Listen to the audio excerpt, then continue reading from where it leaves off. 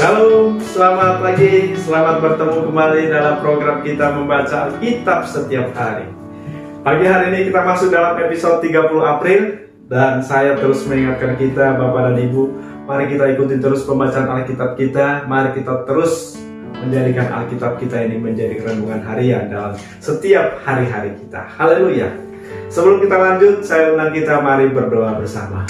Bapa yang baik, kami bersyukur pagi hari ini buat anugerah-Mu. Di hari yang baru ini kami percaya ada anugerah yang baru bagi setiap kami. Dan biarlah firman-Mu memberkati kami. Terima kasih Tuhan, di dalam Yesus Kristus kami berdoa, haleluya. Amin. Tema kita pagi hari ini, biarlah kiranya kita jatuh ke dalam tangan Tuhan. Biarlah kiranya kita jatuh ke dalam tangan Tuhan. Saya bacakan 2 Samuel pasal yang ke-24 ayat 10 sampai ayatnya yang ke-12. Tetapi berdebar-debarlah hati Daud setelah ia menghitung rakyat. Lalu berkatalah Daud kepada Tuhan, aku telah sangat berdosa karena melakukan hal ini. Maka sekarang Tuhan, jauhkanlah kiranya kesalahan hamba-Mu, sebab perbuatanku itu sangat bodoh. Setelah Daud pada waktu pagi, datanglah firman Tuhan kepada Nabi Gad melihat Daud demikian. Pergilah, katakanlah kepada Daud, beginilah firman Tuhan. 3 perkara kuhadapkan kepadamu, pilihlah salah satu daripadanya, maka aku akan melakukannya kepadamu. Saudaraku yang kasih Tuhan, kita bandingkan 2 Samuel pasal yang ke-24 ayat yang ke-10 dalam terjemahan BIMK dikatakan, tetapi setelah Daud selesai menghitung bangsa itu, dia merasa bersalah. Lalu berkata kepada Tuhan, ya Tuhan, aku sangat berdosa, ampunilah aku sebab tindakanku itu sangat bodoh. Hati Daud berdebar-debar, hati Daud diliputi oleh rasa bersalah. Sekilas kita melihat sebagai raja, dia menghitung jumlah rakyat, jumlah kekuatan yang dimiliki oleh bangsa itu. Nampaknya saudara tidak ada yang salah.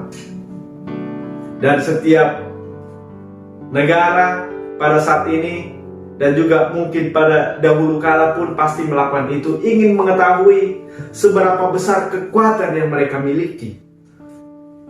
Seandainya mereka punya musuh, seberapa kekuatan mereka yang bisa menghadapi musuh. Tetapi saudaraku, di dalam ayat ini kita melihat bahwa nampaknya Tuhan melihat ada kesombongan terselip di hati Daud. Dan Tuhan menyuruh melalui iblis. Kalau kita bandingkan 2 Tawarik 21 ayat yang pertama, saudara, bahwa Tuhan menyuruh Daud melalui iblis, pergilah, hitunglah orang Israel dan orang Yehuda. Tetapi saudara, setelah Daud melakukan itu, hati nurani Daud langsung berteriak. Dan Daud bisa merasakan bahwa dia telah melakukan dosa besar. Akhirnya saudaraku, datanglah firman Tuhan kepada Daud, 3 perkara kuhadapkan kepadamu, pilihlah salah satu. Apa itu saudara? Yang pertama dikatakan, akan datang menimpa engkau 3 tahun kelaparan di negerimu. Atau yang kedua, 3 bulan lamanya engkau melarikan diri dari hadapan lawanmu. Atau yang ketiga, 3 hari penyakit sampar di negerimu. Daud pun bersusah hati. Dia sangat bersusah hati. Daud mengatakan, sangat susah hatiku. Biarlah kiranya kita jatuh ke dalam tangan Tuhan. Sebab besar kasih sayangnya, tetapi janganlah aku jatuh ke dalam tangan manusia. Akhirnya terjadilah penyakit sampar di tengah orang Israel dari pagi sampai waktu yang ditetapkan. Dan matilah bangsa itu 70.000 orang. Dari renungan kita pagi hari ini, saya mau menyampaikan kepada kita bahwa kesombongan adalah dosa serius di hadapan Tuhan.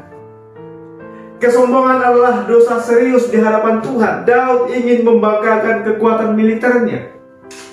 Yang selama ini Daud selalu berkata bahwa Tuhanlah kekuatanku, bahwa Tuhanlah perisaiku, Tuhanlah tempat gunung batuku.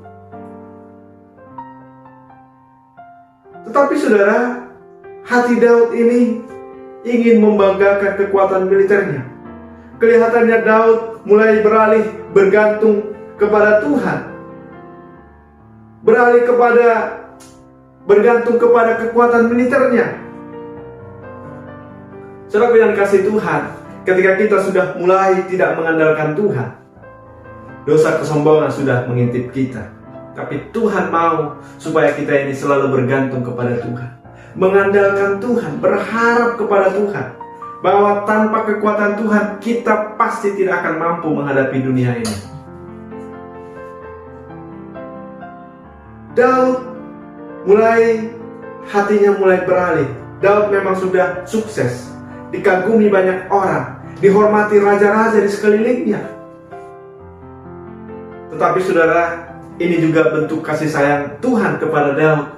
Tuhan tidak mengizinkan Daud jatuh ke dalam dosa kesombongan. Akhirnya jalannya pun diluruskan oleh Tuhan.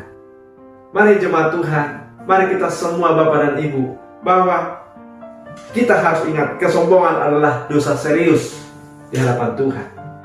Bukankah seorang malaikat juga jatuh, yaitu Lucifer? Karena apa? Dosa kesombongan.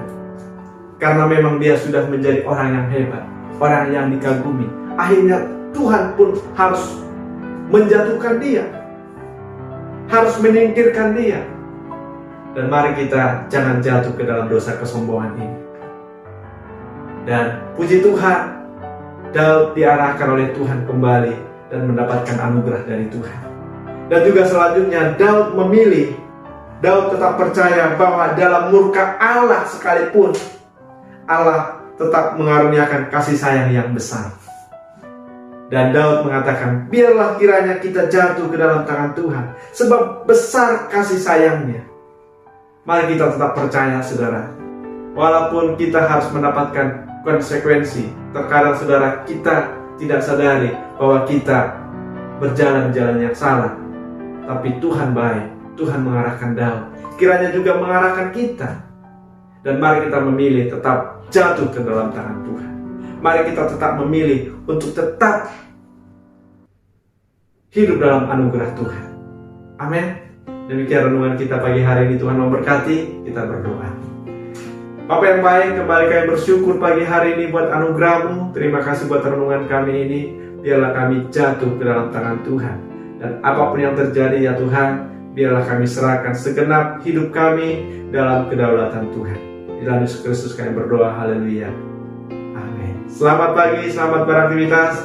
Tuhan Yesus memberkati kita.